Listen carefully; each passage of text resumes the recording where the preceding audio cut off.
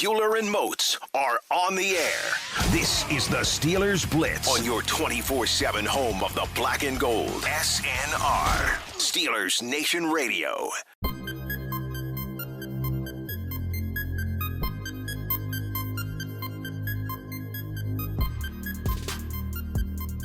Let's go, Steelers Nation. You know what time it is. That second hour. How we feeling? Delightful.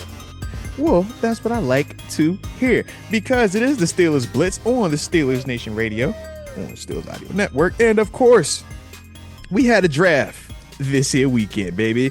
Don't you love when we have a draft? I do. Ew. And we welcomed 7 new draft picks to the Pittsburgh Steelers family, man. First round pick, 21 overall, Derek Harmon out of Oregon. Then from there in the third round, 83rd overall, we went with Caleb Johnson, the running back out of Iowa. Then in the fourth round, 123 overall, we went with Jack Sawyer, the edge rusher out of Ohio State, national champion, the Ohio State. Then in the fifth round, 164 overall, we went with Y.A. Black, the D tackle out of Iowa. Then in the sixth round, 185 overall, out of the Ohio State national championship quarterback, Will Howard. Seventh round, pick 226 overall. We kept the bloodlines alive. Drafted son of former Steelers tight end, Mark Bruner, and current employee of the Steelers. We drafted his son, Carson Bruner, linebacker out of Washington. And then in the seventh round, our final pick, 229 overall, drafted Deontay Kent, the cornerback / punt returner out of Central Michigan. So, that's what I thought to you first, man. And what was your overall thoughts, though, man, on just our draft? Yeah, I think that you have to particularly like how the first 2 picks fell. That's kind of my biggest takeaway. Not that I don't have takeaways about what the Steelers did with their other 5 selections, but my biggest takeaway is when you go into this draft without having a second round pick and you still have some needs that you clearly would like to address. I think we all kind of hoped, man, we really want a defensive tackle, defensive lineman, and we really want a running back that we think can be instant, put their hand in the pile and contribute type guys, because those really feel like groups. You know, we crossed wide receiver off the list with DK Metcalf. We know the quarterback is still kind of its own conversation, but the other 2 positions that we spent a ton of time talking about were, of course, that defensive line, and then a running back. In even in the absence of Najee Harris, with Kenneth Gainwell and Jalen Warren probably wanting to add another body to that position. So I think in that regard, it worked out well. Of the defensive linemen that we talked about, Derek Harmon was still there. Walter Nolan was gone. Kenneth Grant was gone, but you still had Derek Harmon and a couple other options there. And then when the third round rolled around, a lot of those top running backs, obviously the first round guys, and then the Judkins and the Henderson, the Ohio State boys in there as well too. Someone like R.J. Harvey, those guys were gone, but you still liked what you had available at running back. So that's kind of my overview, as I felt. And then even a little bit in the later rounds as well too. I just felt like each round you had a good kind of marriage of team needs and prospects that were available to fit those needs. Yeah, I can dig that, man. I would agree, man. I think that as a whole, we hit pieces that we needed to hit. Still feels very incomplete, largely due to quarterback. And we're either going to praise this draft if quarterback magically works out, if that's the Aaron Rodgers signing, or we're going to look very differently at this draft if Aaron Rodgers doesn't sign. And then I think we'll be talking about this draft, like I said, drastically different, just based off of that information and based off of the players that were available when we made the picks that we made too. If there was a crazy run on quarterback specifically before pick 21, I think it's a different perception. It's a different feeling.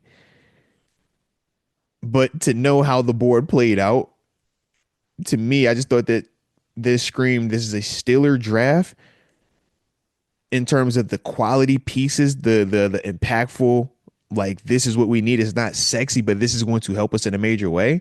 But I also thought that it signaled Aaron Rodgers, We are 100% committed to you. Yeah, And totally.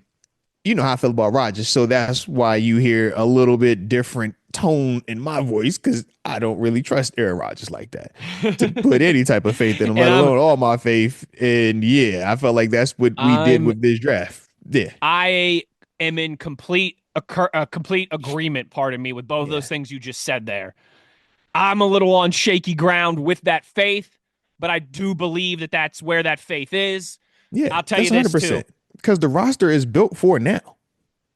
100%. And It's again, built for now. Yeah, getting back to what we know is always an overarching theme that you have to keep in mind during these off-season conversations, whether it's free agency, the draft, and everything in between. The Steelers roster is always built for now. They're never kicking the can down the road. Again, most NFL teams aren't, but the Steelers yeah. absolutely kind of extreme in that regard. I spent 3 days down there on the south side at the facility, Thursday, Friday, Saturday, for you know how these 7-8 hours a day. I mean, I logged some some hour, probably 24 hours Yeah. down there over the 3 days in the draft. The vibe down there is very confident that Aaron Rodgers is going to be a Pittsburgh Steeler.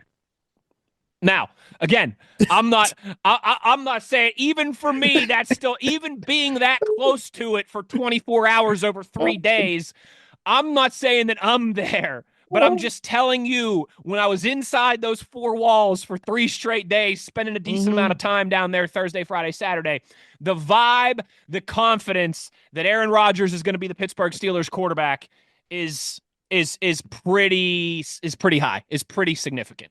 Mm-hmm. Listen, I don't have the same level of optimism, maybe because I wasn't around it this weekend. I feel a little bit better. I do feel a little bit better.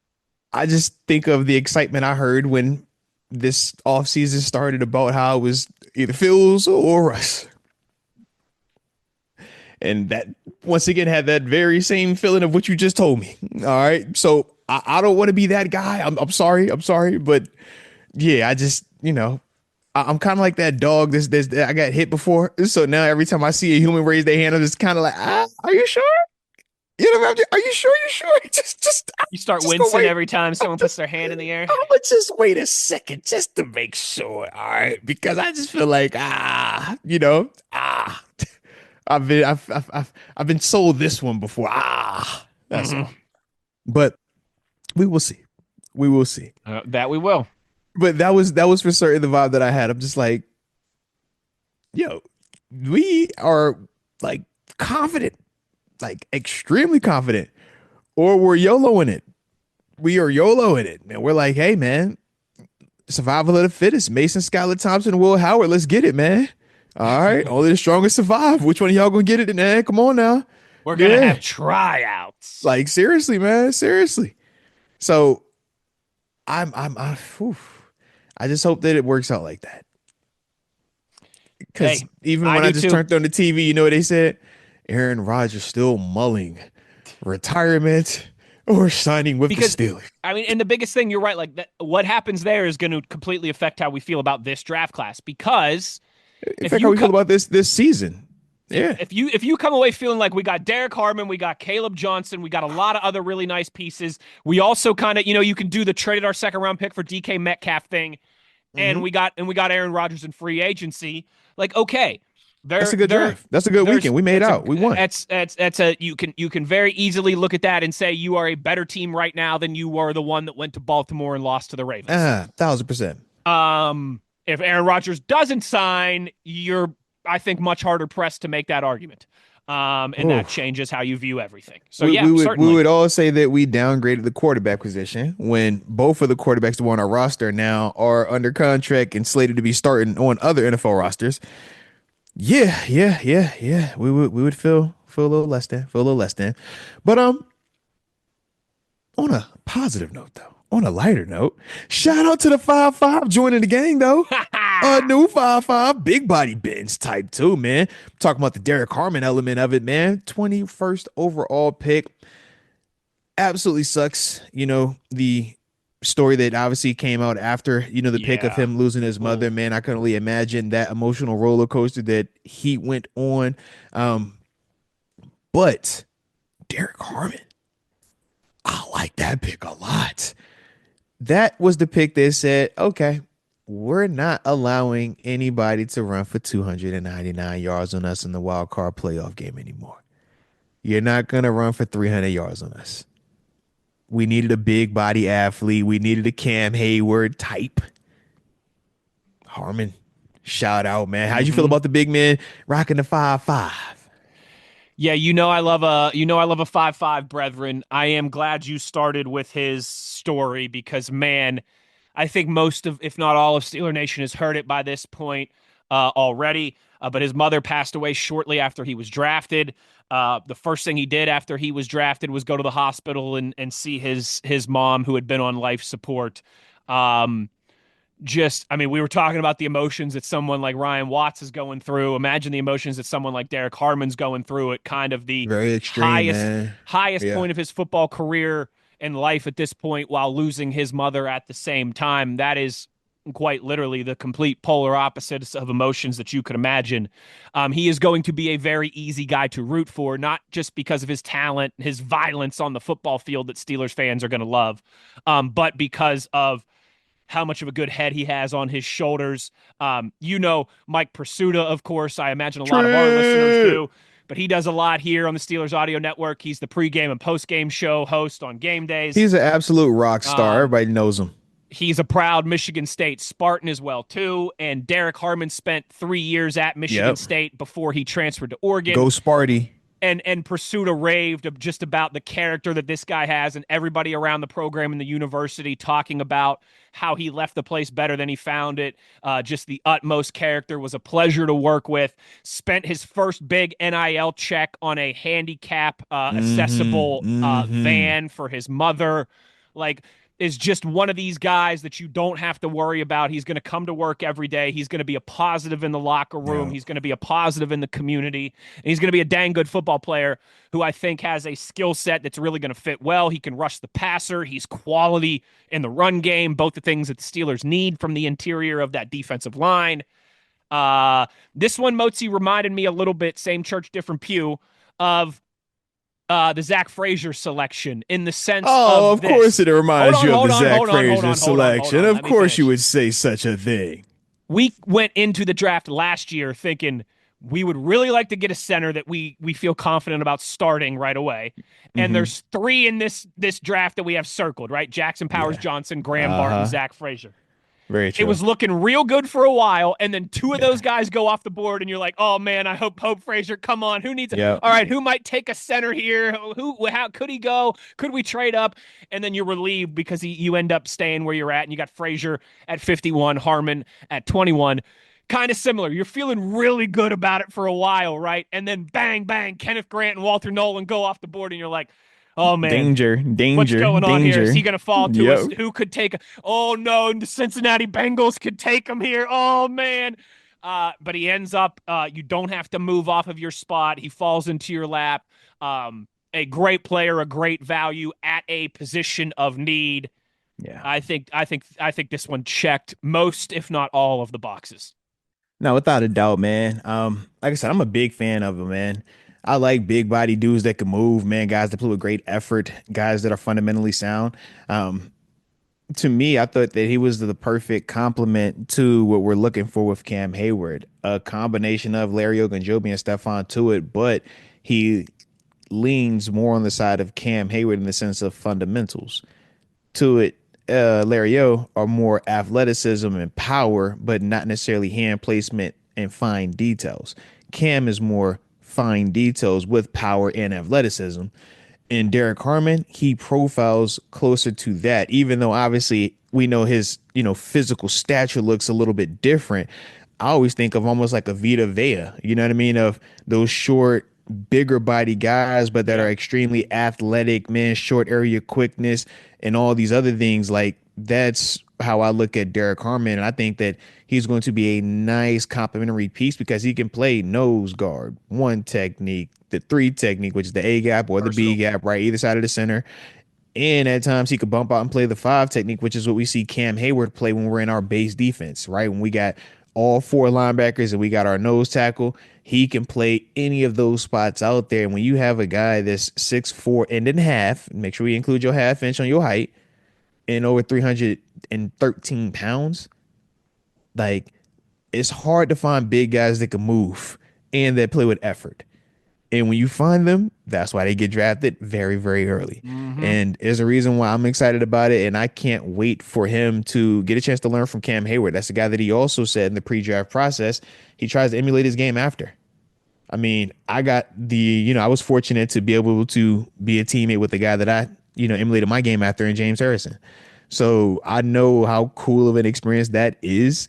And I just know for Derek, man, like in the midst of all the heartbreak that he's experiencing with, loss of his mother, it's like, man, this is also going to be a great, just experience for him, man. At least for the 1 year, we'll see how long they're able to play together. But to me, I'm like, man, it's nothing like being able to, share the locker room and learn all the little details from a person that you've watched.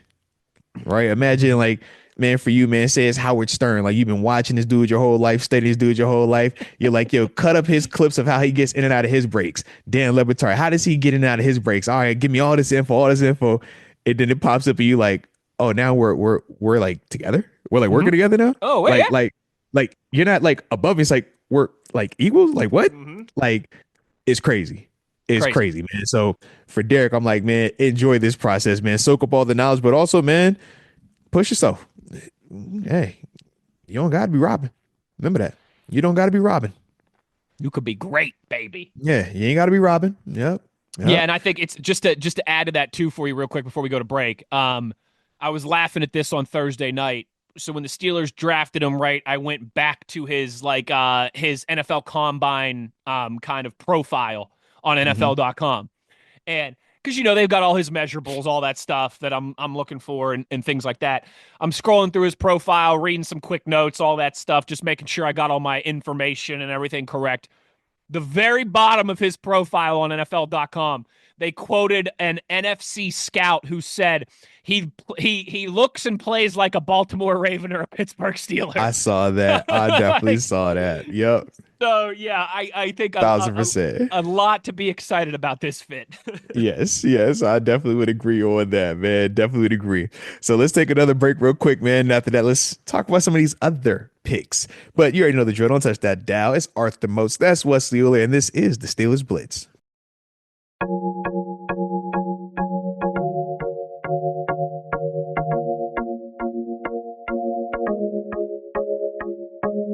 This is the Steelers Blitz with Wesley Uhler and Arthur Moats on your 24/7 home of the black and gold, SNR.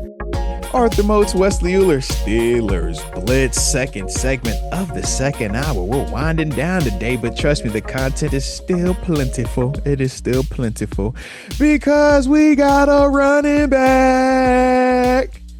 Shout out to the 6'1", 224-pound running back out of Iowa. Already got the right color scheme, I tell you that. Caleb Johnson. What's your energy, man? We needed one. We moved on from Norge, and we needed one. And unfortunately, news for Najee. Holy smokes. I know what that feels like. Oh, it's a cool world. I know what that feels like. Oh, man. It's like, God, dog, that's what y'all do? It's a cruel world, Naj. That's the one. Oh.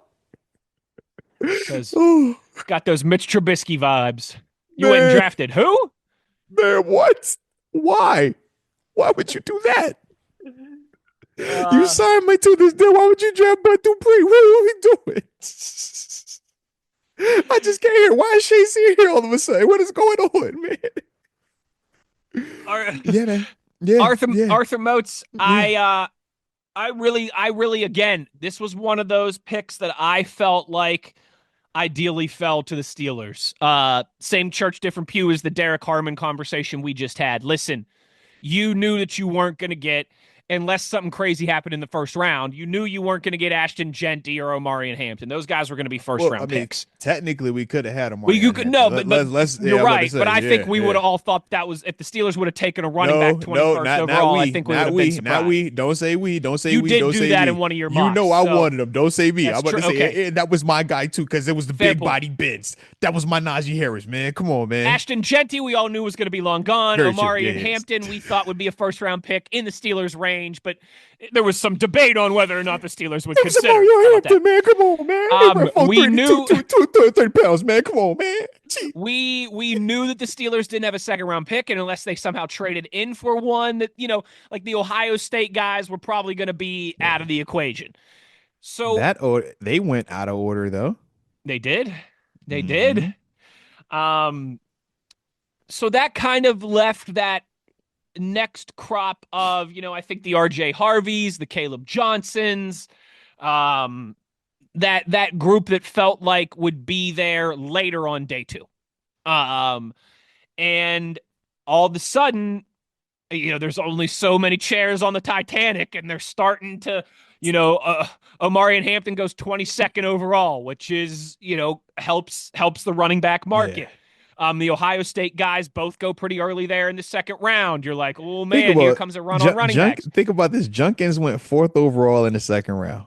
36th overall pick. Travion Henderson went 6th overall in the second round. 38th. That's 2 picks apart, man. 4 running backs gone in the first 38 picks. Think about that. Like, that's crazy. And then you have RJ Harvey. RJ Harvey not too much is later. pick 60. It's pick 60. 28th overall in the second round. Like, that's 5 backs in the top 60 picks, man. Running backs are dead. Running backs don't matter no more. All right. So when that happened, everybody at our draft table, when RJ Harvey went 60th, we kind of looked around like, it's getting real. If you're looking for somebody that you realistically want to contribute day one, you're starting. There's only so many more lifeboats on the Titanic here, and we're running out of time. That number is getting real thin. And man, Caleb Johnson started to feel like the guy in that regard, and I think they're very fortunate that it worked out for him. Moatsy, I don't know how, because I want to get your thoughts on him as well too. But I think a lot of people are kind of, they just saw the Caleb Johnson highlights and maybe his 40 time, and they see his body type, big 230-pound guy, and I think some people I think that there's not the explosiveness or the home run hit of ability there that they wanted. I know a lot of people have compared him to Najee Harris in the last couple days, and that, hey, he'll be a solid guy, but I don't know if he'll ever, rip off those big runs and big plays and things of that nature. I don't agree with that at all. I actually, the more and more I looked into Caleb Johnson and looked into some of his numbers and what he was asked to do in an Iowa offense that was dreadful, I think this is a fantastic pick. I think there's a lot to like about his game, and one that's going to fit very well in Arthur Smith's offense. Yeah, I hate the pick, man. I think he's trash. I think it's like the absolute worst pick that we could have made. Me personally, I would have got the boy from Virginia Tech. It was a Bashul Tud because he's way faster and he looked cool with that knee brace on and all his highlights. I personally prefer those type of backs over, 6'1", 224-pound, silky smooth, nice vision, contact balance, can catch out the backfield, has plenty of plays on tape where he's explosive, 20 plus, 30 plus yard runs on top of being able to run through guys. Like, I don't prefer that at all. Trust me, I'm with them. All right. I'm with those guys. I hate the pick, but no, man, Caleb brings a lot to the table. I think the beauty is this: for those that think he's Najee 2.0, I'm happy for you. You're going to get a chance to be pleasantly surprised. You're going to get a chance to, get that feeling of, wow, like I didn't know this. And I'm happy for you. That is a pleasant surprise. Yeah.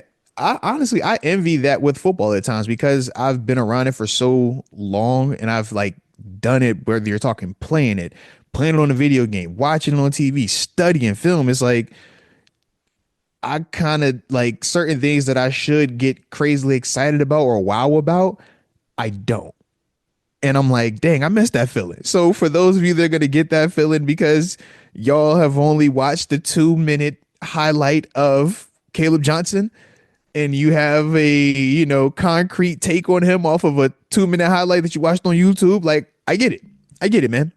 But he brings a lot to the table, man. Brings a lot to the table. Like you said, when you have a guy that has his size, number one, size, speed, size and speed. He ran 4.5. If you think 4.5 is slow, go out there and set up, a little 40 yards. All right, right. You can clock yourself. All right. You ain't gonna be anywhere close to 4.5. Okay. He's a big man. Big man. All right. So I like that. The other thing is this though. I am going to be using him, or he's going to be used differently than how we use Najee. Najee was the bell cow. As a bell cow, yeah, you're going to see a lot more of his inefficiencies where he comes up short because he's getting so much usage.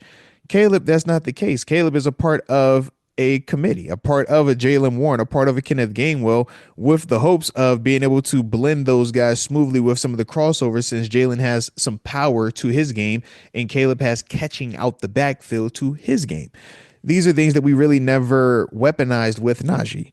Some of the stuff we tried to do with Jalen, he wasn't available at times due to injury.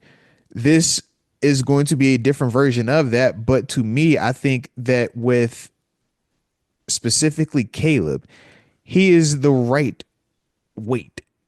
And I don't mean this in a negative towards Najee, but Najee was a big, remember, 240 pounds. When he came over to us, and that was like a big talk of the town, right? 220 is 20 pounds lighter. It's a difference. It's just a natural difference. So we can get enamored with a 4.57, I think it was, or 4.53 what he ran, at his pro day. And we can take that and say, well, this means this player is not good. And if that's the approach you take, well, I'm happy for you, because you'll be pleasantly surprised to see that a lot of guys actually in the NFL that don't run crazy fast times and are just ballers, because if you actually know what you're looking at and you know what you're seeing, you can do this thing called anticipate. And now I've effectively made up my 4.5 to 4.3. Mm-hmm. It is literally that, because the difference of 4.5 and 4.3 is about an arm. And especially in this outside zone, zone run scheme. Yeah. We're like, he can do that. And his vision, along with his physicality, the contact balance, are all the things that are going to allow him to thrive in our situation. So, yeah, it's easy to always look from a pessimistic or glass half empty, because, yeah, we do know negativity sells. I'm not about to act like it doesn't. Why you think the news is what it is? I'd much rather tell you about the fires that are going on in that little girl at that lemonade stand that made $10. Which is what it is, right? So it's a lot more entertaining to do the whole, oh my God, it's Najee 2.0. Oh my God, we just got rid of that, da da da da da. Well, and hey, if that's the case, well, great. Because at least this was the 3rd round pick versus have to invest a 1st round pick if we're going to get the exact same production, the exact same type of player. I think everybody would have been happy with Najee if he was a 3rd round pick. Yeah. So either way, I'm winning. Either way, it's a great scenario. So that's why for me, man, I'm a big fan of the Caleb Johnson pick. Obviously, he was one of the backs that we were talking about pre-draft anyways. He wasn't my primary back. For me, it was obviously Amarion Hampton, Travion Henderson, and then Caleb, because those guys to me are more explosive. But that's also why those guys went when they went. Sure. Both of them dudes went top 40 picks, top 35 picks. You know what I mean? So with that, it makes sense, because those guys were even more explosive. But the difference of 4.3, 4.4, and 4.5 is what we're talking about here.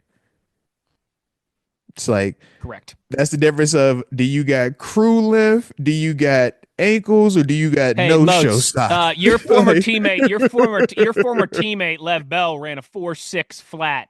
Did you ever were you ever concerned that he was too slow to hit home runs? Arian Foster ran a 4.68. Was anybody ever saying that Arian Foster was too slow? People look at 4.4s and think that's slow at wide receiver. Antonio Brown, that's a 4.4. And they say that's slow. If you run a 4.4 now, you're like, ooh. I know we got to move on too, because I know we want to have time to give everybody in this draft class their due. But I got real quick, I want to run through some Caleb Johnson stranger stats for you. Yeah, okay. Go for it. For the speed concern amongst all of you, he reached 22 miles per hour on a GPS last year, one of just a handful of players to do so. DK Metcalf, the only guy on the Steelers roster that has done that. Yep. I used to laugh when those numbers would come out, because people would think Vince Williams was slow. and he dropped to 22 miles an hour on an opening kickoff. He dropped to There's 23 miles an hour in the Kansas City playoff game going to get Tyreek Hill. Yep, there's 23 miles an hour. There's 40-yard dash Yeah. fast and slower, and then there's how you play with And then there's pads actually and a like, helmet what do you and, play and when you're grass running? and Yeah. cleats and everything When going it's on. go time, how do you generate that inertia? Let me put my glasses on here, Mr. Oh, Moats, you for these cooking final today. couple I see stats. you. You're cooking today. And lay this down for everybody who's not much of a college football follower or fan. That's fine. I won't judge you too harshly, although I think you're missing out on one of the greatest things in all of athletics. Absolutely. Iowa football, Iowa State, different conference. Iowa football, the Hawkeyes, they are known for their offensive ineptitude, okay? It's like they got O-line, but that's it. You know how we all make jokes about how the Pirates' best players are all going to be on the Yankees or the Dodgers in a couple years from now? Like, that's the type of jokes that's widespread that people make about the Iowa offense. Like, the most exciting part of an Iowa football game is when they punt, okay? Iowa offense ranked 130th out of 133 Division I college football offenses last year. 130th out of 133. Now keep that in mind when I give you these Caleb Johnson Power numbers. 5 also. They're in the Big Ten, and like they're a Power 5. They're not a doormat in the Big Ten either. Like they're a solid, like mid to high tier. Yeah. Big, they win 8-9 games a year. They're competitive. They're ranked. Sell out every game. You know that. They've played for Big Ten championships in the last handful of years. Caleb Johnson on that offense accounted for 40.4% of their yards. That trailed only Ashton Genty in this draft class. Caleb Johnson, now I know Moatsy's going to like this, faced an average of 7.1 defenders in the box per run. That's the second highest of any running back in this draft class. He faced a light box that's 6 or less on a class low just 27.5% of the time because Iowa can't throw the football. Nope. They throw it to tight ends. When given a light box, so 6 or less, Caleb Johnson racked up a class-high 9.8 yards per carry. Okay? Now, to stick with that here for just a second, 2 more real quick for you. Over 50% of his career runs came with 8 or more defenders in the box. Over 50% of his career runs. No other running back in this class was even above 39%. That's how much of a stacked defensive box he faced at Iowa throughout his career. Because, again, they don't throw the football. Finally, Arthur Moats, this one is really impressive to me. When Caleb Johnson's first contact came behind the line of scrimmage, he still averaged 1.9 rush yards per attempt, which I think is actually pretty good. If you're getting hit behind the line of scrimmage and you're still averaging 1.9 yards, still making a positive, When he did not get touched behind the line of scrimmage, Caleb Johnson ran for an average of 10.2 yards per carry. That's insane to me. A productive player, man. I think if the offensive line takes a step forward, you've got DK and Muth now, and safeties aren't going to be able to sneak down like they were in the past. You've still got Pat Fryermuth that people are going to have to pay attention to. I think that this young man, along with Jalen Warren and Kenneth Gainwell, I think the Steelers' run game could take a nice step forward this season. I'm excited. Everything is on pace for it to be like that. We just got to figure out the most important position. Otherwise, we're Iowa. That's true. Otherwise, we're Iowa. Oh, no. Y'all know this. Everything you were just reading off, I was like, boy, that sounds like the Steelers. Otherwise, we're Iowa. Oh, no. I swear I didn't do this on purpose. I was like, hey, yo, I'm like, hey, you talking real Steeler-esque right now. Lord. Oh, all them boxes, huh? I was like, you know what? We face a lot of, we holler about Najee, man. Ain't never really, and I was like, he don't get a lot of light boxes. Man, it's always get hit behind the line of scrimmage. I'm just like, come on now, Steelers. We're in a great optimistic place right now. But the quarterback is still the big question because that's the issue at Iowa. You can't throw the football. If you can't throw the football, I don't care who you have out there, wide receiver. I'm going to make that guy have to show that his arm is good enough. That's why they play Tua the way they play Tua when it's cold out. Make him show that his arm is good enough to get it to these receivers when it's cold. Otherwise, I don't believe it. Yeah, make them one dimensional.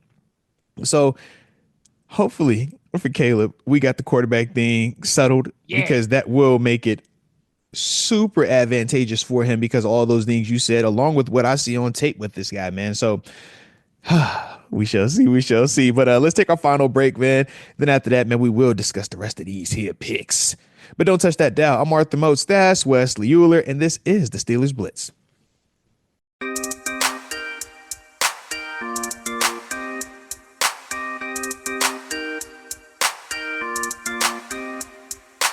This is the Steelers Blitz with Wesley Uhler and Arthur Moats on your 24/7 home of the black and gold, SNR. Arthur Moats, Wesley Uhler, back for the final segment of today's show. Hopefully y'all are enjoying it wherever you are listening. But we do appreciate you from the heart. And man, I just wanted to go back, man, and focus a little bit more on our first two picks, man, because obviously we know we got the other guys and we're going to get to them a lot more later in the week, man. I want to give those guys their due diligence. But D-line and running back. When did we say that those are two positions that historically, yeah, we're like, yep, that those aren't the most important positions no more? And we're like, those were our top two. Our top 100 picks was a D tackle and a running back, man. Mm-hmm. We zigging when they zagging, or is this what the new trend is in the NFL? Because you brought up a little bit of, I'm like, what? Think about if I would have said this 5 years ago, hey, man, we're going to take a D tackle and a running back in the first. You'd be like, why you want to do that? Like, what? But that's the vibe, and we actually feel good about these picks. Yeah. But you catch what I'm saying? It's like, man. Again, it is funny because like it seemed like we kind of we end here where we started, in a way, because I mean, you did start the show talking like this, didn't you?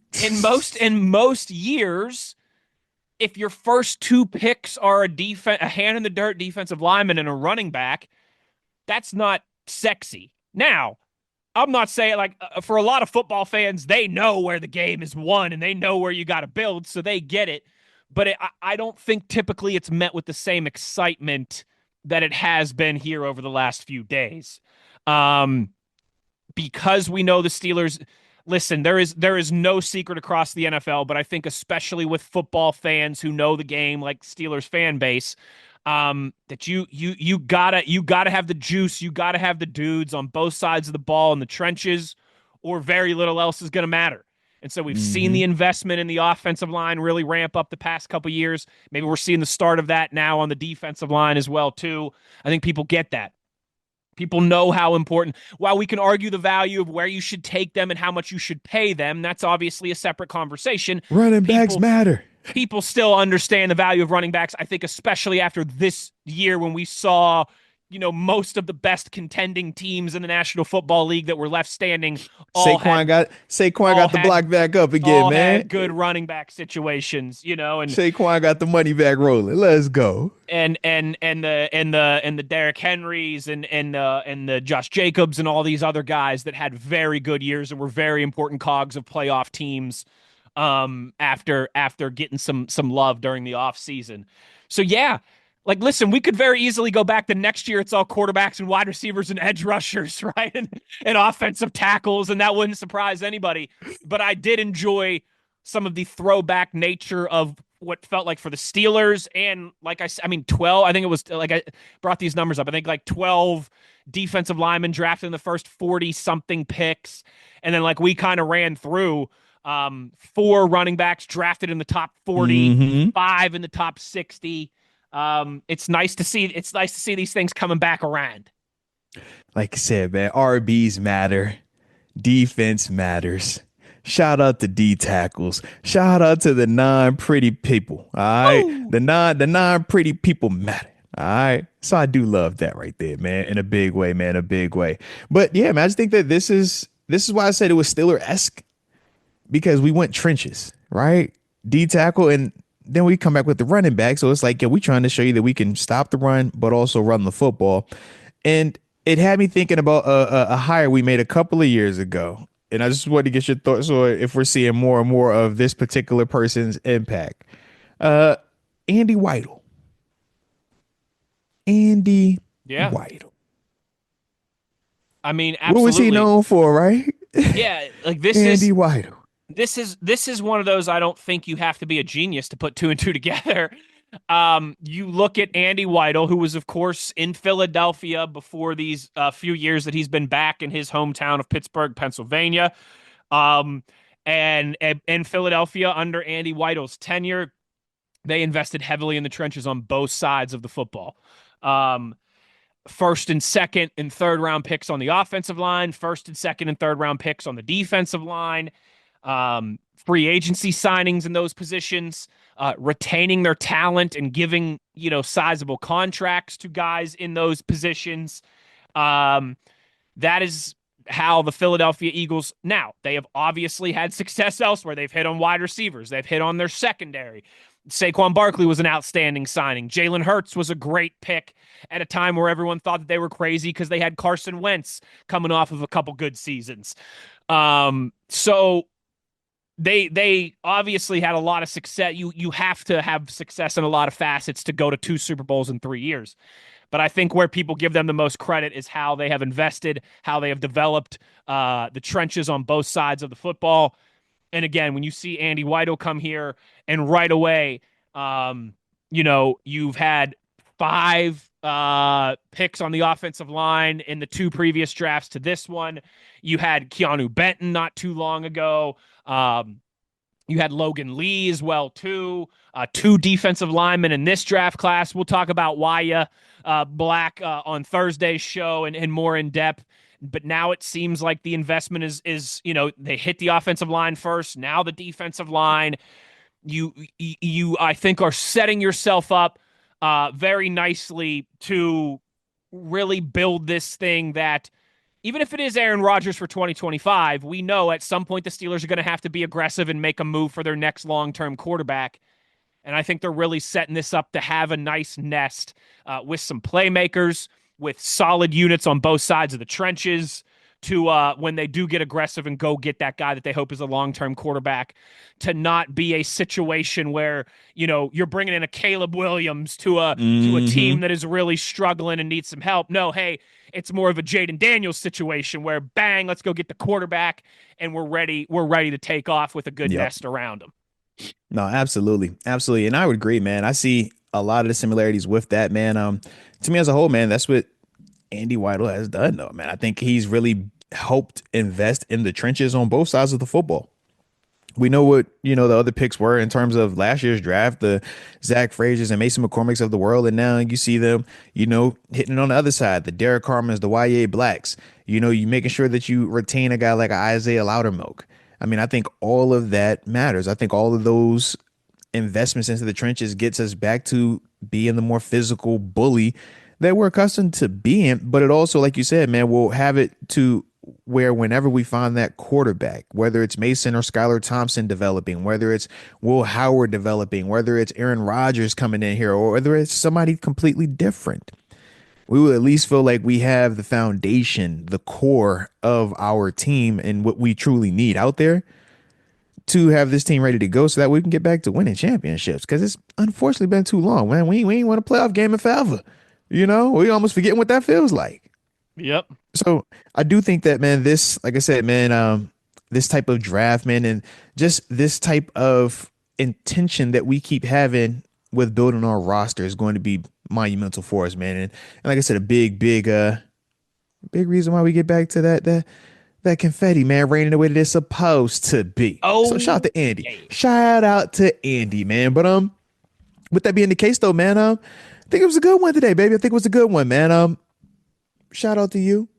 Shout out to all our new members, okay? All our new Steeler Nation fans, okay? And all these draft picks, man. But you already know what we will do. We'll spin the block, do this again in a couple of days. But let me give a shout out first off to my producer, Mr. Wesley Valen Uhler. Bing bong. Had me signing too clean. I mean, just come on, you top of the line. Everybody knows this. You're in high demand. Even after the NFL draft, you still my first round pick. All right. But then from there, man, the power grid, the megawatts. Man, listen, if Wes is pick 1, y'all know I got y'all in the second round. Stop playing. All right. Shout out to y'all.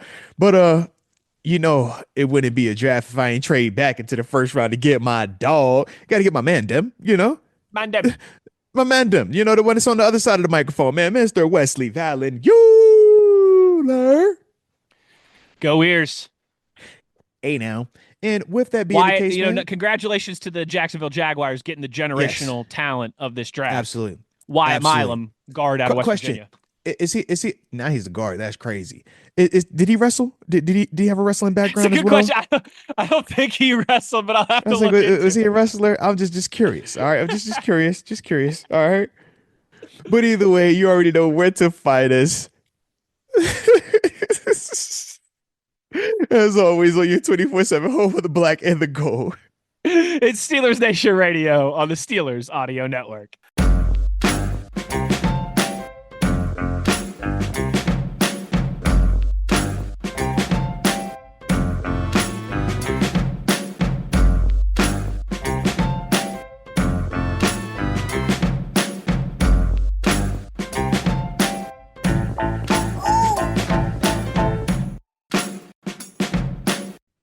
What's going on, Steelers Nation? You know what time it is. Arthur Moats, Wesley Uhler, and of course, this is the Steelers Blitz. And that means you are tapped into Steelers Nation Radio on the Steelers Audio Network. One of us a decade of NFL experience, the other an immaculate head of hair. But the beautiful part is this: we have new members. New official bloodlines being created, storylines going the way that we wanted and not wanted in some capacity, but just a lot to unpack from the NFL draft weekend. But the beautiful thing is we keep our show interactive, regardless if we are all the way live or in pre-recorded format. But the best way to stay engaged is to hit us up on the twitter.com at thebody52. The body. And at Wesley Uhler. The good hair. And my good-haired friend, shout out to the good hair. I see it peeking and poking through even with the nice Jerry West hat on as well. So big time kudos to you. But you survived the draft weekend, man. You survived. You made it. Sure did. It was nice to see some people down at the facility. It's always... The draft weekend is kind of a lot like the start of a new school year. Everyone kind of remembers that feeling. At first, it's a blast. A lot of new names, a lot of new faces. Everyone's showing off their outfits. It's exciting. But then once you get into it, everyone's kind of like, all right, man, when's vacation? When's the weekend? When are we getting out of here? And that's kind of like what the draft is. First night, I'm always so stoked, right? Second day, Friday, I'm still pretty jacked up. Saturday, by the time I get there, I'm like, all right. But by the time it ends, it's like, all right, can we get these last few picks across the line here? Listen, it's a marathon, baby. You know it's a marathon. That's exactly right. But I think from both a Steelers perspective and just a global football perspective, a lot to talk about, a lot of storylines, a lot to like, a lot to dislike. I think the draft certainly delivered in that regard. Yeah. It was I think from a Steelers standpoint and from just a national standpoint, I think it was worth all the wait and all the hype. I would agree. It was one of those weird drafts where nothing kind of went the way that we expected outside of pick 1. If you think about it, outside of pick 1, Cam Ward, everything else was like, oh, I didn't see that. Oh, all right. Okay. Whoa, well, that's a little bit different. And as a consumer, as a viewer, just strictly from entertainment purposes only, I thought it was highly entertaining. Agreed. Like, we obviously know there are plenty of storylines we'll talk about. Obviously, the Shedeur Sanders one being one of the bigger ones from this weekend, but as just a fan of just entertainment, right? Television that entertains you.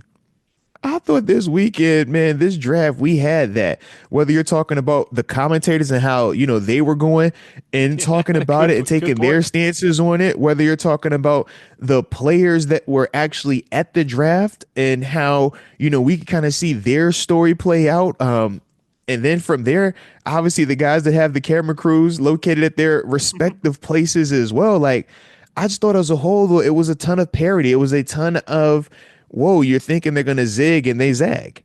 And when you think they're going to zag, they go back to zigging. Like I said, man, I just thought it was refreshing. maybe I'm in the minority with that, but I was like, you know what? No, This is actually an entertaining draft. Like I'm thoroughly entertaining right now. yeah, no, I agree with you. There was a lot of trades, and like you mentioned, kind of pick two right off the bat, a massive trade between the Browns and the Jags. Um, the type of trade that I think you could argue either side won, and in good faith, and you could make a fair Yeah. argument for either side, and just one of those trades that next year, 3 years, 5 years, 5 years from now, we're gonna look back and see what seven happened. You years, know that. everyone's going to be looking back and saying, well, Jacksonville might have gotten the generational prospect of this draft, best player. Cleveland, though, I mean, you could end up getting 3 first round. Well, I mean, I technically, mean, they do that two, but you with could the Texans. You see, they do it all the time with the Deshaun all Watson the time, trade. all the Yeah. time. We do it with these big type of trades. Now the Browns could have two top 10 draft picks, top 12, top 14, 15 Wow. picks. Tell me how you really feel about the Jags. Well, let's just say old sunshine on his shoulders, Trevor Lawrence has plenty to prove this season. Um, but like a lot of fireworks in that regard quickly. Some big national storylines, obviously Shedeur being the biggest one in there. But I just think a lot of trades in general and a lot of movement in the draft that made it fun. And I thought too, let me get this out there. Kudos to Uh-oh, everybody. say it. Kudos to everybody involved because particularly after the first round, because the first round just kind of is what it is. It's a huge spectacle. Yeah. But I thought after the first round, I thought this draft moved particularly quick. Like I thought day two was done a little bit. Like day two is usually done around midnight, a little bit after. We were done at like 11:15. Day three is usually done at like 7:30. We were done at like 6:30. So kudos to everybody involved because I thought there was a nice pacing to it as well. It didn't feel quite as slow as it typically does. Hey, look, I think part of that was also because we were distracted. We were all looking at the same thing as the second round went on. When you're distracted by this second round thing, this player drop it, I've noticed that, yeah, it Fair made the point. draft kind of go by a lot faster to me. But it was really refreshing, though, for a Friday night to not be a post midnight draft ending time frame. So we do appreciate the little things. And Yes, we both do. things can be true. I know somebody's going to be out there like, Wes, you told me you was tired of the draft by Saturday and you were dragging. Both things can be true, okay? Both things. We can be appreciative of It's the 30 to paradoxical, 40 okay? minutes, yes, of added free time, but at the same time, have a feeling of we've been covering these players since January. We have been watching tape and reading up on these players. We've been PFFing combines, pro days, who's visiting where, and everything in between since January. All for it to come down to a marathon 3-day extravaganza of 5 hours a day. Just this. And you're like, God, yes. So, Wes, I don't want you to feel like you were a minority, okay? I too had similar sentiments by the time the end of the draft hit. When we got to Dante Kent, I'm like, ooh, we almost there, baby. We almost there. We almost there. Because Dante Ken, of course, the Steelers looked up and said, "Oh, we haven't taken a Mac guy yet. Who's the best one yeah, available? you Give me know what? Dante You know Kent." what? Be like, hold on. I've heard of Central Michigan. We struck gold there before. We would go back to these parts of town. All right. Yeah. But definitely was a good draft as a whole, man. Exciting draft. And like you said, man, I think from an NFL standpoint, when you're just talking about not the deep dive in storylines, the stuff where you have to be a diehard fan, like we say, the stuff that we typically cover, you have to be a diehard Steelers fan to care. You have to be a diehard, Football like junkie.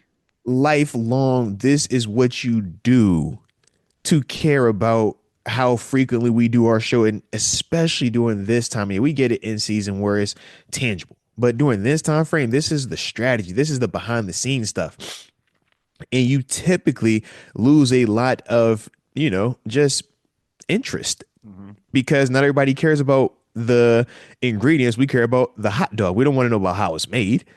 But when we, get a chance to actually see this thing get played out, and it's like, man, we follow the storyline, and now it's like, we getting these pretty Get the crazy, like the answers to it. It's like, yo, this is what you want. This is what what you sort of do this thing for. And it almost, like you said, It feels like the start of a new year because now it's like, yeah, now we get to actually transition from where it was speculative, where it was what we think could or how we think these players will fall to. This is actually where they are now. How do they mesh with this coaching staff? How do they mesh with these other variables that we know now are going to be a part of the equation? But I would also say this, man. I'm going to get your thoughts on it too, man.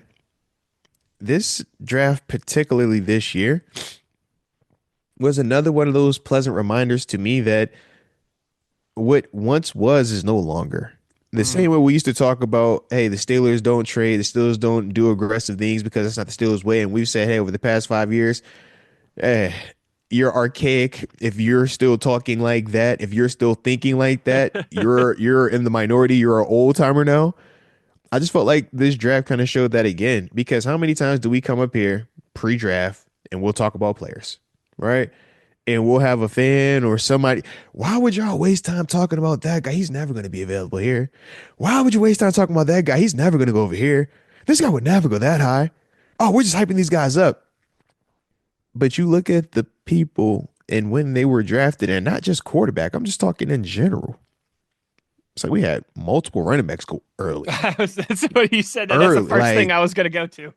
I was told that running backs, you just find them a dime or dozen. Nobody takes them league wide. Nobody takes them in the first. Nobody. 2 tight ends picked in the top 14. Like, I thought that these like that would not that because this matters too much. Jackson Dart, Shedeur Sanders, Tyler Shuck, and Jalen Milroe and Cam Ward are all going to be in the first round. Worst case, top 2 rounds. Top 40, you know what I mean? Top 45. Like, yeah. Listen, Dylan Gabriel is never going to get drafted. He's going to be an undrafted guy. He did it in the 3rd round. Dylan Gabriel is going to be an undrafted guy. Why are you wasting time talking about Dylan Gabriel? Of all the million different things that we could talk about that happened, that might be the most surprising thing of it all. Dylan Gabriel going in the 3rd round. Like, with all before due respect, Will Howard, before young man. Shedeur, yeah, before Kyle McCord, like it's just all these other. It was like, oh, interesting. All right. Yes. But I think you're right. Like one thing that this draft really drove home for me to go 30,000 foot, bigger picture is like you and I have referenced this before, but I think we're both at the age, like we're both kind of like in our mid to late 30s. You know what I mean? So we're at that age now where we're not old, but we've been around for a little while. We're starting to kind of grasp life and this big picture and puzzle that it is, I think, better than we ever have before. We've got a bigger view, a bigger snapshot of what that looks like. And we're maturing in football years. Yeah. One thing in football and in life, and sports do mirror life, right, in a funny way, that I just have realized so much is that life and sports are cyclical. Right. And what that means, I know that's a big word, like knee jerk. That is a big word, man. It's a really big word, like knee jerk. Things happen in cycles. What is new becomes old, and what is old becomes new. And man, we see that in facets of life. We see that in fashion. We see that in entertainment. I think we see that in history and politics. Like we see that in growing up and having children of our own and seeing our grandparents and our parents get old. Like life is very cyclical. Sports are very cyclical too, man. Like you will go from the devaluing of the running back to running once again being almost treated like a premium backs position. Are back up, baby. Like we had more running backs drafted in the top 100 picks than we had quarterbacks, man. You will see this in every sport. Think about the first 2 rounds, man. You see way more quarterbacks when you see a running back, man. It was a running back game. It was like, yo, we got running backs out here, baby. I think 12 of the first 43 or 44 picks were defensive linemen. I was like, ooh, not edge rushers. No, not edge rushers. We're talking like D tackles, nose tackles, linemen. like D line, yeah. Like 12 of the first 44 picks or something like that. Like pass rushers, it was like, no, we going D tackle, we want run stuffers. We was like, oh, all right, them 6'6", 300 pounders. The more things change, the more they stay the same. We all know that that's like an old cliche, but in a lot of ways, I'm really at that age where I'm starting to see that in sports and life. Like things are cyclical. In the NBA, the big man is not going to be dead forever. Okay, it's 3-point shooters' time to shine, but But we eventually saw some of these even big with men. Jokic though. We saw for a little while with Good point. Jokic. That's a very good point. Like everything, hockey does this, right? The best teams in the league Mm-hmm. cycle between being big and physical and And bruising physical versus being fast. versus Yep. skating and fast and skilled. Yep. You know, like it's in the NFL, the ground and pound physicality versus the Mm-hmm. spread you Spread out you and out. and and and Yep. and and, and, and dissect you apart. Like Mm-hmm. everything is cyclical, life and sports. And just when you think the funniest part about it all, and I'm really starting to grasp this as a 34-year-old now, Mm-hmm. is just when Mm-hmm. you think you've start to got it figured out is when it changes, right? Like as Changes. soon Yep. as I soon kind as of you got the hang of think this thing. as soon as you Not think you so got the fast, hang my of this friend. thing, whoop, Not so fast. there it goes. And yeah, I think this draft was a great kind of case study in that regard too.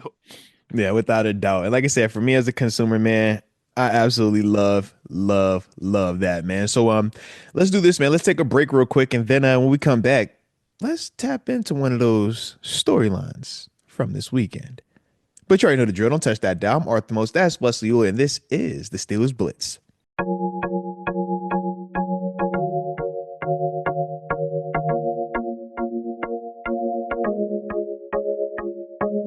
This is the Steelers Blitz with Wesley Uhler and Arthur Moats on your 24/7 home of the black and gold, SNR. Alrighty. Steelers Blitz, Arthur Moats, Wesley Uhler back. Second segment. Following up the NFL draft. And I guess now that we got your first, survived the weekend, can we talk about, I guess, what was the big elephant taking over the whole draft, man? But besides my man Mel Kiper, he couldn't help himself. Obviously, the quarterback situation, though, man. This quarterback we were interested in at various points along the way.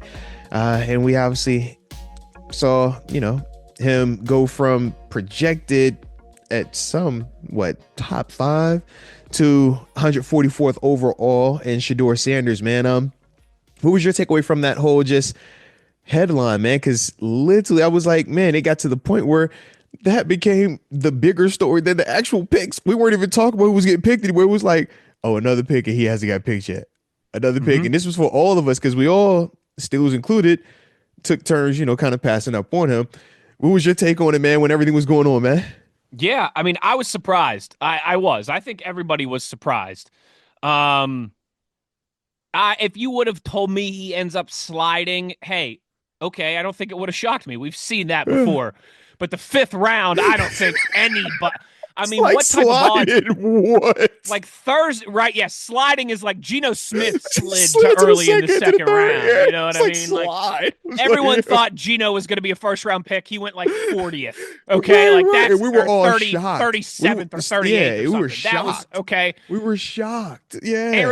Aaron Rodgers. Everyone thought he was going to That be a was top like- pick. He went like yeah, yeah, yeah. 26th. You know, Heck, even Lamar Jackson. Lamar Jackson, another great It was example. Another Like, one. It was like he's like, all right, we get slides, we get that. We've seen it.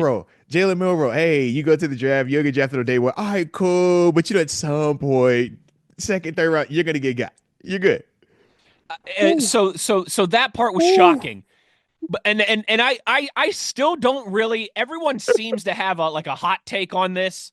Yeah. I still don't know if I think I think it was a combination of a lot of different things, Moatsy. What does that even mean? What does that mean? It was a combination. Don't you give me that, Wes. Don't you give me that, Wes. Like Drake says, don't you give me that? combination. Yeah. I think everybody is rushing to blame one thing. It's either Shedeur and his father's fault because they're too arrogant. It's either he completely stinks as a prospect and everybody just missed on it. It's he was really bad in his interviews. It was, not a ton of teams. It's a weird spot to be a quarterback right now because a lot of these teams think they have their guy or at least are going to roll with a guy that they think could be the guy.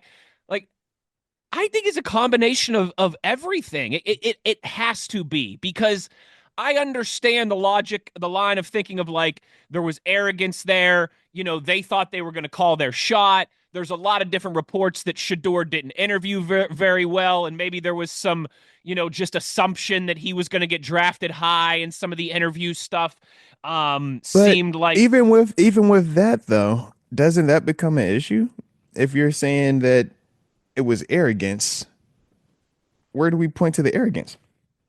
Well, in terms of not being prepared for his interviews and things like that. Well, because this is once again, I get the not being prepared for an interview part, and that was the report with the Giants, right? Correct. But I'm just Correct. like, so every team felt like that? Well, there has Because what I'm been. saying, I'm forgetting who was it. because I'm Somebody like, just we said get these, two. because this is my only issue with the West. It's hearsay in the sense of this, right? We can get a report that says, hey, he wasn't doing well in interviews. He can also say the same report and say, I was doing really well in interviews. Now we're going to pick and choose who do we believe. It's hearsay. Sure. But Sure. when we say he's arrogant and we're like, well, point to what makes him arrogant, people bring up him putting his watch up in the air after winning a game. Yeah, I think that's crap. I think that kind of stuff is crap. Him at his draft party with cash. You're like, that's arrogance? That's not arrogance. I don't That's think not that arrogance. stuff is. No. No. Right. So that's my only thing. I'm just like, and then I see, where they did the combine stuff where he's kind of telling man, if you don't, if you're not looking for a guy that's going to change your franchise, if you're not looking for that, then yeah, I'm not the guy for you. When was I don't that think a bad thing? no, I mean, yeah, like, I I'm don't just think, like, that's how that's my these only guys thing. should talk. Right. I'm like, if the Brian Dable, he didn't interview, he didn't prepare well, thing is accurate, sure. And it's up in the air to decipher what does that even mean. Sure. Because we saw the clips a year ago, right? Jaden Daniels, I think it was JJ McCarthy and company, and they're going through their different things with Brian Dable, and you can see in the situation how intense it is, but you can also see it's a lot of room for interpretation of what would be deemed as good or arrogant. We could deem Jaden Daniels saying, oh, what you want me to do on this? Throw a touchdown. We could deem that as arrogant if that's the case, you know what I mean? So I'm just like, why do we, like, why is it viewed that way? I don't know, man. I don't know. No, there Like is. Listen, there's the not extra working out stuff, I would agree. yeah. When you start not working out, that sends a different message. But this isn't the first player that we've seen as a high pedigree player who is also highly productive at the collegiate level not work out, and it doesn't have them fall into the 140. No doubt. No doubt. So you'll be like, you might fall, but you're not falling 144 selection. Some picks. Like, yeah. What? You're not that 100. part. He's not a top 100 player now, is what we're saying. Like, that's the part where I'm like, I get all of this, but what are we actually saying? And that's listen, that like I think that there are good faith arguments to be made in that regard. You know what I mean? Like, I don't think you have to come out and scream there was collusion to get this guy and Dion to shut up. You know what I mean? Like, but there obviously has to be more to it than just there was a disconnect in what a lot of people felt he was as a prospect versus what because the NFL then scouts and GMs and owners thought he was. Well, because the other part too is, as we've also seen, we know the NFL does not put this big onus on character, on having a great track record, not getting in trouble. And it's like, well, he doesn't have any bad off-field anything. Like, he doesn't have the Mike Green scenario, the guy from Marshall who was still a second-round pick of the Ravens, would have probably been a first-round pick if he didn't have some off-the-field stuff going on. Like, it's not like Shedeur has legal stuff hanging over his head either. Even Isaiah Bond, who went undrafted this weekend, it's like, I get why. He has, in the words of Kendrick Lamar, got a weird case. You know what I mean? Like, it's just one of them ones. So if you don't want to deal with it, sure. But that's not the case with Shedeur, and it's not like we're saying he plays running back. We're saying he played quarterback. And we weren't the ones that were saying he was viewed as, for the majority of this offseason, the number 2 quarterback prospect. Up until, a week before the draft, when we started, all right, it's Jackson Dart. Maybe it's Jackson Dart to get drafted before him. But, all right, that's that. Not Milroe. Like I said, Dylan Gabriel ain't getting drafted. That was the convo. Dylan Gabriel is with Will Howard and Kyle McCord. Those are late round flyers. Yes. Best case scenario. You know what I mean? Like, so it wasn't like it was just a handful of people talking like this. It wasn't I think Tyler Shuck was thought of as like a pretty firm day 2 guy. You know what I mean? Like Tyler Shuck was more of the, all right, this is more of the dark horse. Like, he could elevate, but more than likely, this is that guy. More likely we'll hear his name on day 2. Yeah. I'm just like, so what? Like, I'm confused. I was confused by it, man. No, I am too. I was too, because again, if he ends up getting drafted in the second round, 30 something, 40 something, we point to this and we say, yeah, you learned your lesson. We got what this was. Yeah, you know, we know what this was. But and that's the part too that the biggest thing that gives me pause is, as you just kind of mentioned too. Yeah. I think this is what gets lost in a lot of these, a lot of the people that have their tinfoil hats have had their tinfoil hats on over all of this, right? Shouting about conspiracies. Nothing is, with very, very little exception, nothing is more important to these coaches, these scouts, and these GMs than winning the next game. Mm-hmm. Like, we do know at times teams are not necessarily playing to win a championship this season. But that is the exception. Few and far between teams want to win games and get to the playoffs and have a chance and secure their jobs and secure their contracts and not have to move their kids and their families and school districts. They will do whatever it takes to give them the best chance to win. Now, you're right. But Antonio Brown, Chad Ochocinco, Terrell Owens, Colin Kaepernick. Let's see who else we want to go down. Richie Incognito, right? Alden Smith. There are exceptions. Justin Blackman. There are exceptions. It is Ray Rice. There is a list that goes on to varying levels of what they may or may not have done, where the NFL has put out a clear message. We don't care about winning, more important than sending this message to you. Correct. And we've even seen where that message isn't even consistent. Hey, you got a domestic violence. You can't play anymore. Hey, you got a body on your hands. DUI style. Oh, okay. What's up, Stallworth? You keep playing though, right? We know how this goes. They pick and choose at times. And I think that's why, even though to me and you, it does appear like it's low hanging fruit, we're like, yo, why you got to make it the collusion and all this? It's like, I can at the same time see why, if you feel like there's been collusion in the past to somebody that you might have been passionate about, why this could be triggering, because it just smells really funny. It smells really funny, man. It is without, wherever you're at on this. Yeah. It was justice. He was completely railroaded, somewhere in between, right? I think we can all agree that it was funny, that it was fishy, that there's some stuff going on here. And maybe this will be one of the things that we get some clarity on months from now. Shout out to the Browns, man. Shout out to the Browns. Only the Browns can still. What a weird draft the Browns had. Good only Lord. The Browns can still brown it at the end. We're like, yo, traded away from Travis Hunter, drafted two quarterbacks, none of which anyone was like really talking about where they drafted them. You know what I mean? Two quarterbacks, 2 rounds apart. You got one in the third, one in the fifth. You're like, hey, yo, and the one in the fifth is way higher than one in the third. They drafted 2 quarterbacks, 2 running backs, traded away from Travis Hunter, and no offensive linemen, probably other than quarterback, their biggest position of need. My God. What a weird draft for Cleveland. I'm just looking at the Cleveland draft. I'm just like, they might have two top 10 picks next year, and then who's going to be ragging on them when that's the case? Everyone will be saying it was brilliant. Yeah, this is definitely a head scratcher. And I'm like, you're more excited about the 3rd round quarterback than the 5th round quarterback who's rated higher than all these guys. Excuse me, man. I'm just like, jeez, man. I don't know how you get all those picks and everything, and don't take an offensive lineman.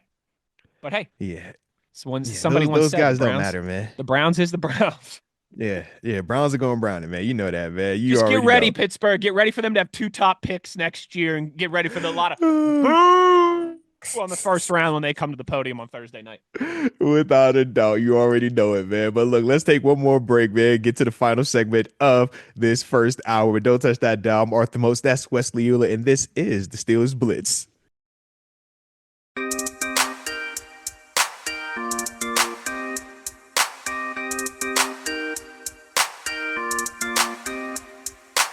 This is the Steelers Blitz with Wesley Uhler and Arthur Moats on your 24/7 home of the black and gold, SNR. All righty, final segment of the first hour. Arthur Moats, Wesley Uhler, Steelers Blitz.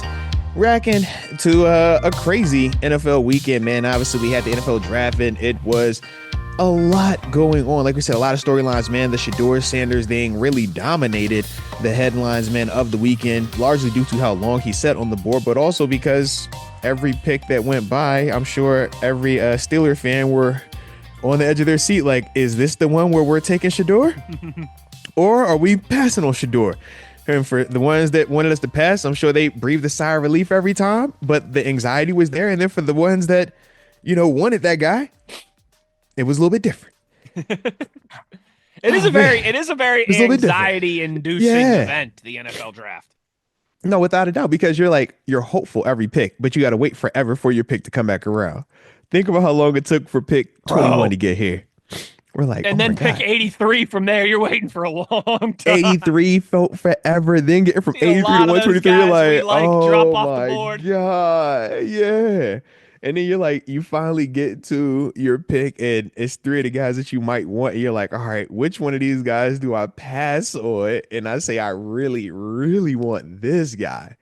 Oh man, it's like making a kid choose their favorite Christmas toy on Christmas. You know what I mean? All right, which one? You can only take two. You can only get this one now. All right. So man, for me, man, I could definitely respect it though. I could definitely dig it. But before we get all the way into our picks, man, I figure I wanted to save that for the second hour. I did want to react though, man, and just take some time to talk about unfortunate news, man, as it pertains to Steelers Nation, man. Talking about a former draft pick of ours just a year ago, Ryan Watts, 6th round pick for us out of Texas a year ago, if I remember correctly, 6th round, yeah. And we obviously know he got hurt in the preseason, man, ended up sustaining a neck injury, but over the weekend, apparently the reports came out and communicating with the team that it was probably going to be in his best interest to no longer play football and medically retire out of, just the long-term health and safety for him as a person. And the Steelers ultimately ended up putting out the official release statement yesterday where they basically, said everything that we kind of just summarized right there. But just wanted to kind of, give you a chance to share some thoughts, man, on a guy like Ryan Watts, man, having his career unfortunately be cut short due to injury. Like I said, man, being forced to medically retire due to the neck injury he sustained last preseason. Yeah, I mean, it's just a bummer. It's just cruel, like all those things. You really feel for Ryan Watts and in this situation, for a guy who was kind of, gets drafted, is in his first NFL training camp, kind of the realization of that dream, of course, and then sustains a neck injury very early on in the process. And then that ends up being it. I mean, that is a very cruel, I think is, the word I keep coming back to, very abrupt ending to something you have poured so much time into. Like, life's work, man. Yeah, life's work. It's obviously you speak to these things better than I do, but like I can only, I was somebody who had a few years of like wanting to be a broadcaster. Like I decided when I was in high school, this was what I wanted to do. I started to get involved with some things at my high school. Then I go into college, right? And I'm interning in TV station and radio station and newspaper and athletic department, all that stuff. Like I can only imagine if when I was 22, 23 and I got my first job, like a couple months later, someone's like, hey, you can't do this anymore. You got to find something else to do with your life. And I'm sure he has had this dream longer than I did have the broadcasting dream, because he probably had this dream starting when he was a kid. Like we all like a lot of us do. You grow up, you want to be a professional athlete, whether it's football, basketball, hockey, baseball, whatever. And he really got to chase that his entire life, played high-level football at places like Ohio State and Texas, two of the premier programs in the entire country. It doesn't get more blue blood than those. It doesn't get much blue blood. Ohio State and Texas. Maybe he could have gone to maybe he could have gone to USC. Bama? He could have gone to USC and Bama, maybe, or something there. Like, God, Michigan and Bama. I mean, that's about as blue blood as you could get. High-level Texas football. and Ohio State, gee. And then gets drafted by the Pittsburgh friggin' Steelers, one of the most legendary once again, another franchises, blue blood, like, yeah, not only in football but in all of American sports. And then again, like very early into the process, he gets injured. And I'm sure when this happened to him this past summer, they probably didn't know right away that it was going to be career ending. I'm sure it wasn't like right, I'm sure there's been some rehab and some Take some hope and all. time, check it out, see if it gets better, if this Yeah, goes yeah, and down. I'm sure Yeah, you had former teammates and people that you knew that yeah. went through this as well too. Football is a violent, cruel game. This is not the Man, you first time that this obviously has know I had happened. one I went Yeah. through it with. Come on, man. So I'll let you speak on all of that. I'll get out of the way here, but just thoughts and prayers and everything for Ryan Watts. Very difficult, and I hope he's able to take some time and kind of get his mentals right because I'm sure it's tough in that regard. And I hope he's able to find that next passion and that next chapter in his life. Yeah, without a doubt, man.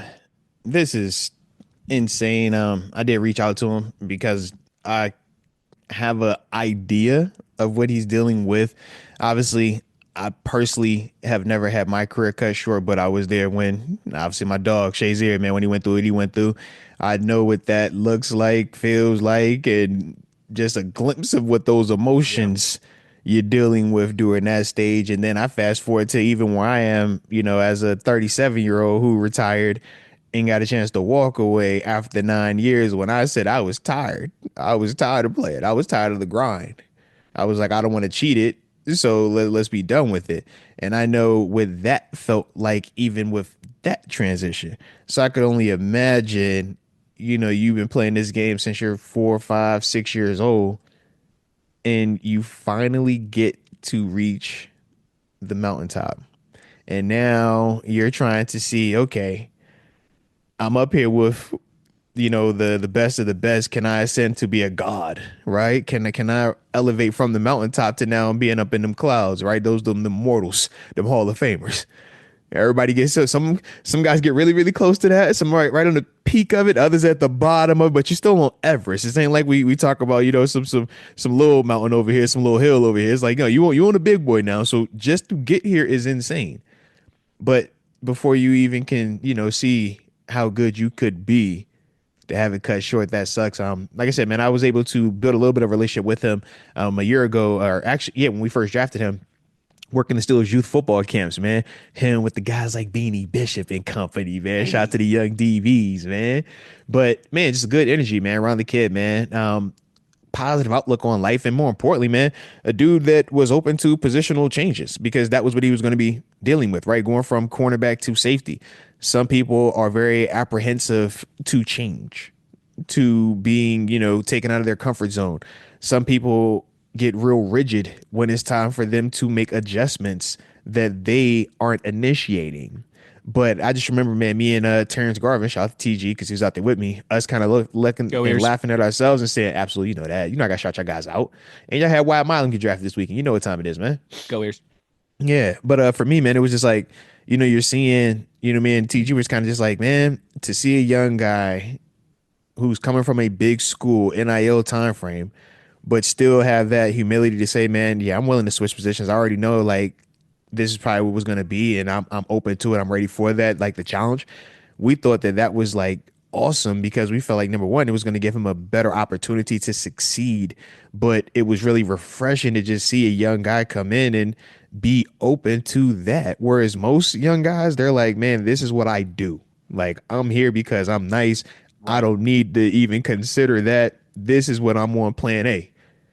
And it was just like, man, so to see that, we're hoping, or at least me, as an individual, I'm hopeful that, he'll be able to take that same type of mindset, that same type of approach and just perspective and Yeah, be able to apply it now to his day-to-day life because this is a massive transition, emotionally, physically.